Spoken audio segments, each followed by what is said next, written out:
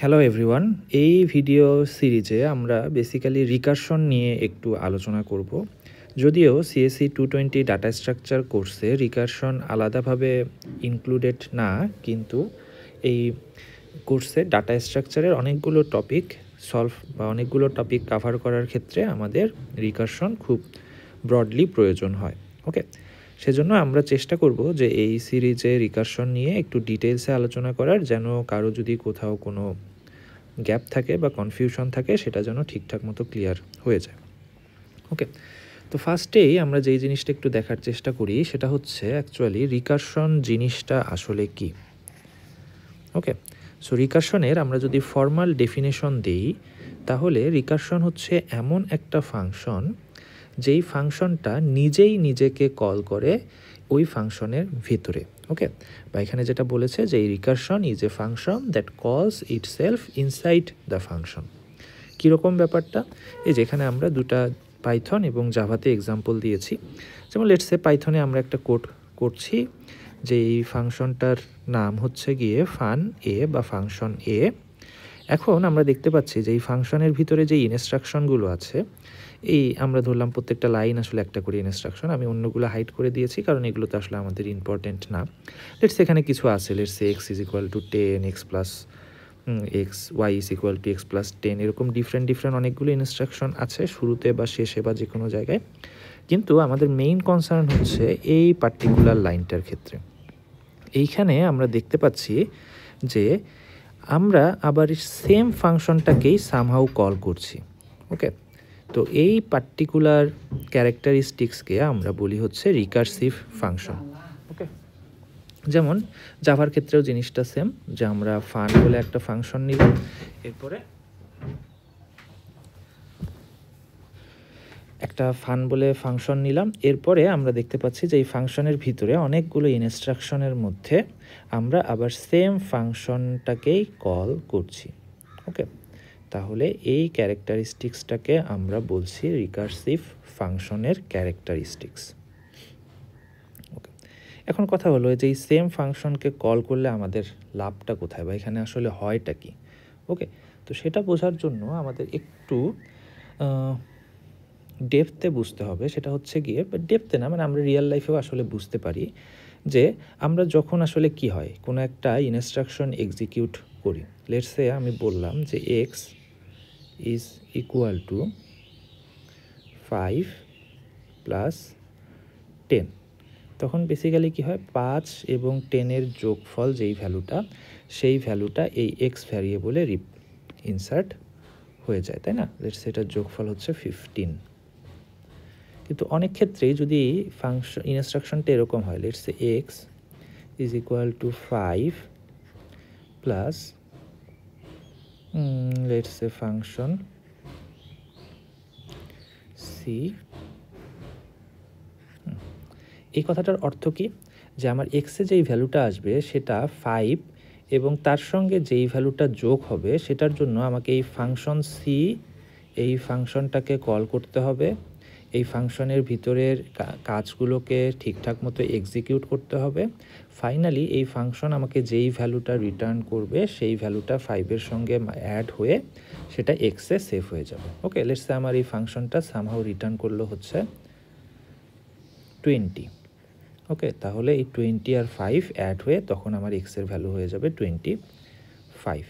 ওকে, তো এই রিকারশনের ক্ষেত্রেও জিনিসটা আসলে সেম, আমরা এই ইনস্ট্রাকশনটাই ফলো করব, কিন্তু আমরা দেখব যে এই ধাপে ধাপে এই ইনস্ট্রাকশনটা ফলো করতে করতে আমরা আসলে একটা কাইন্ড অফ হায়ারার্কির মধ্যে চলে যাব। ওকে, এবং সেখান থেকে আমরা ভ্যালুগুলোকে কালেক্ট করে করে ফাইনাল যেই ভ্যালুটা সেটাকে অ্যাচিভ করার চেষ্টা করব। যেমন আমি যদি খুব ছোট একটা এক্সাম্পল দিই, লেটস সে আমি পাইথনে একটা রিকারসিভ ফাংশন তৈরি করছি। আমি র্যান্ডমলি করছি, জানি না এটা কীরকম হবে।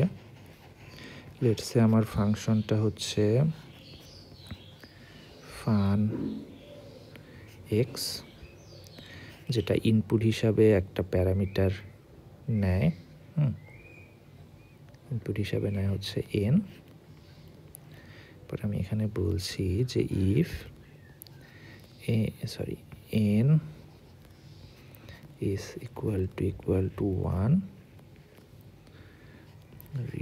করো। এই ফাংশনটা কিভাবে লিখছি বা কি হচ্ছে আপাতত জানার দরকার নেই, আমরা জাস্ট এই ফাংশনটাকে ট্রেস করে দেখার চেষ্টা করব, তাহলেই কিছুটা হয়তো রিকারশন নিয়ে আমাদের আইডিয়া ক্লিয়ার হবে। এরপরে আমরা পরবর্তীতে দেখব যে কীভাবে একটা রিকারশন ফাংশন লিখতে হয় বা কিভাবে এই জিনিসটাকে আমাদের চিন্তার মধ্যে নিয়ে আসতে হয়। ওকে, আচ্ছা, তো লেটসে আমি রিটার্ন করছি হচ্ছে 0 অথবা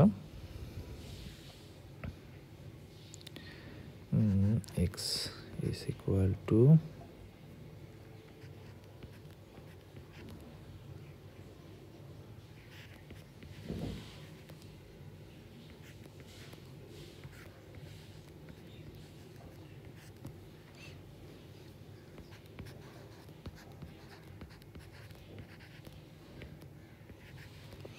ওকে।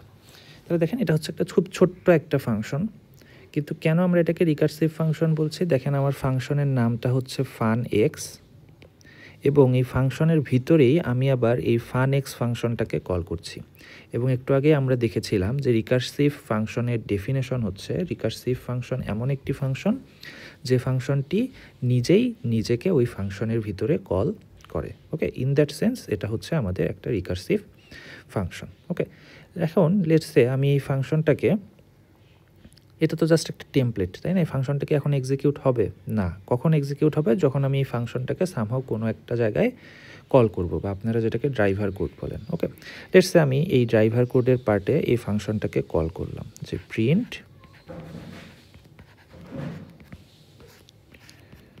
ফান এক্স, এবং তার ভিতরে ভ্যালু দিলাম হচ্ছে 4। ওকে, তাহলে কি হবে বলেন? এই ফান এক্স ফাংশনটা কল হবে এবং তখন তার ভ্যালু হবে হচ্ছে এন এর ভ্যালু হবে হচ্ছে 4।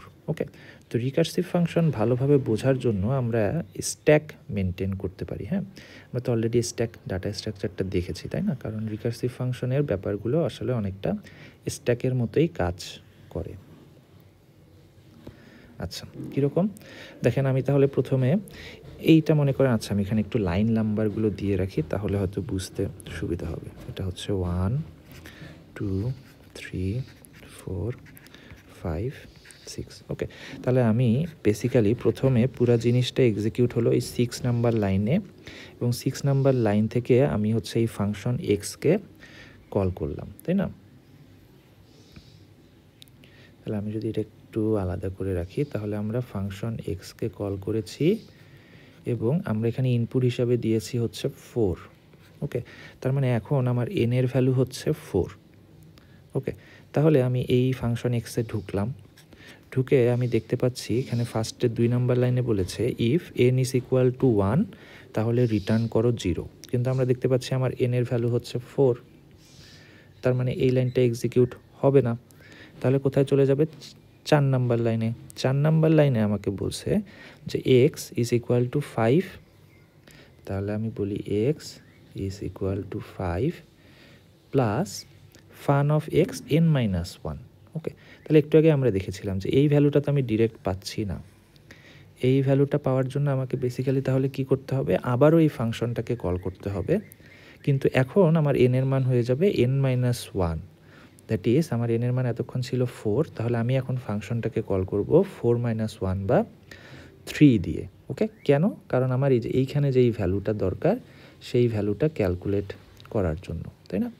তাহলে আমি এই ভ্যালুটা ক্যালকুলেট করার জন্য আবারও এই ফাংশন এক্সকেই কল করছি,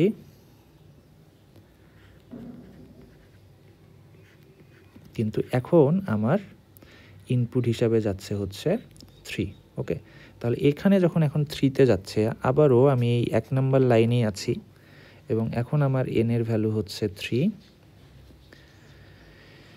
এবং ইম্পর্টেন্ট দেখেন, এই ফাংশনটা কিন্তু কল হয়েছে 6 নাম্বার লাইন থেকে, কিন্তু এই ফাংশনটা কল হয়েছে বেসিক্যালি এই কাজটা করতে গিয়ে।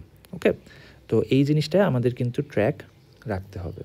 আচ্ছা, তো যেটা বলছিলাম, তাহলে এন এর ভ্যালু 3, আবারও 2 নাম্বার লাইনে দেখছি এন ইজ ইকুয়াল টু 1 হলে রিটার্ন করতে বলছে 1 না, তার মানে 2 আর 3 নাম্বার লাইন এক্সিকিউট হবে না। 4 নাম্বার লাইনে গিয়ে আবারও same x is equal to 5 plus function of N minus 1, আবারও সেম। তাহলে এই ভ্যালুটাকে পেতে গেলে আবারও আমার এই ফাংশনটাকে কল করতে হবে, কিন্তু এখন আবার এন এর ভ্যালু আরও 1 কমে যাবে।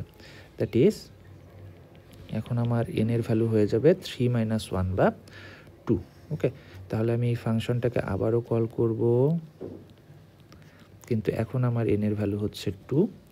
তাহলে আবারও এই কাজটা করার জন্য তো আমার বাকি সব কাজ বাদ দিয়ে আবার ওই কাজটাই শুরু করতে হবে, তাই না? তাহলে আমি এখন আসলাম, এখন দেখতে পাচ্ছি আবারও n এর ভ্যালু হচ্ছে 2। আবারও 2 আর 3 নাম্বার লাইনটা এক্সিকিউট হচ্ছে না। 4 নাম্বার লাইনে গিয়ে আমি দেখতে পাচ্ছি x = 5 প্লাস আবারও আমার ফাংশনটাকে কল করতে বলছে। দ্যাট মিনস আবারও আমাকে ফাংশনটা কল করতে যেতে হবে, কিন্তু এখন আবার বলছে n - 1। n এর ভ্যালু এখানে ছিল 2, -1 মানে হচ্ছে 1। ওকে, দ্যাট মিনস এইখানে আমি ফাংশনটাকে আসলে 1 দিয়ে কল করব, ফাংশন এক্সকে। ওকে, তাহলে এখানে আমার n এর ভ্যালু 1 এবং এখন আসলে আমার এই 2 আর 3 নাম্বার লাইনটা এক্সিকিউট হবে, তাই না? কারণ দেখতে পাচ্ছি n এর ভ্যালু 1 হলে আমাকে রিটার্ন করতে বলেছে 0। ওকে, তাহলে এইখানে আমার এই ফাংশনটা বেসিক্যালি রিটার্ন করবে 0। ওকে, এবং এই 0টা আসলে কোথায় গিয়ে রিটার্ন হবে বলেন? এই 0টা কি এই স্টেপে আসবে? আচ্ছা দেখি, এই 0টা কি এই স্টেপে আসবে, নাকি এই স্টেপে আসবে, নাকি এই স্টেপে আসবে, নাকি এই স্টেপে আসবে? এটা তাহলে কোথায় আসবে সেটা ডিপেন্ড করে আমি আসলে ওটাকে কোন স্টেপ থেকে কল করেছিলাম। তাহলে দেখেন এই ফাংশন x = 1, এটাকে বেসিক্যালি আমি কল করেছিলাম এই স্টেপটা থেকে। তার মানে এই যে আমাকে 0টা রিটার্ন করলো, এই 0টা বেসিক্যালি এইখানে রিপ্লেস হয়ে যাবে। ওকে, তাহলে এখানে আমার 0 আসলো। ওকে, এরপরে আমরা তাহলে এই স্টেপের জন্য আমি x = 5 + 0 দ্যাট ইজ 5 পেয়ে গেলাম। এখন আমি কি এক্সটাকেই তো রিটার্ন করতে বলেছে, তাহলে রিটার্ন করব সেমভাবে। এটা কোথায় রিটার্ন হবে? এটা কি এ স্টেপে রিটার্ন হবে, না এ স্টেপে, নাকি এ স্টেপে? কোথায়? যেখানে আমি এই ফাংশনটাকে যেখান থেকে কল করেছিলাম। এই ফাংশনটাকে আমি কল করেছিলাম কোথা থেকে? বেসিক্যালি এই যে এই জায়গাটা থেকে। ওকে, তার মানে এই জায়গায় এই ভ্যালুটা রিপ্লেস হয়ে যাবে, এটা হয়ে যাবে 5। ওকে, তারপরে এখানে আবার ক্যালকুলেট করে আমি পেলাম 5 + 5 = 10। আবারও সেম, এক্সটাকে রিটার্ন করতে হবে কোথায়? আমি এই জায়গাটা থেকে এই ফাংশনটাকে কল করেছিলাম, তাহলে এইখানে আমি জাস্ট 10 রিটার্ন করে দিব। এখন 5 আর 10 = 15। এই 15টা রিটার্ন করব কোথায়? এই ফাংশনটাকে যে কল করেছিল, এই funx4, এটাকে বেসিক্যালি কে কল করেছিল? এ না?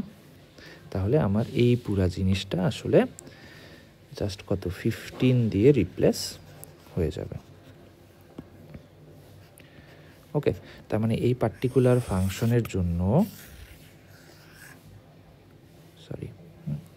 এই পার্টিকুলার ফাংশনের জন্য আমি যদি এই funx = 4 দিয়ে কল করি, সে আসলে আমাকে 15 প্রিন্ট করে দেখাবে।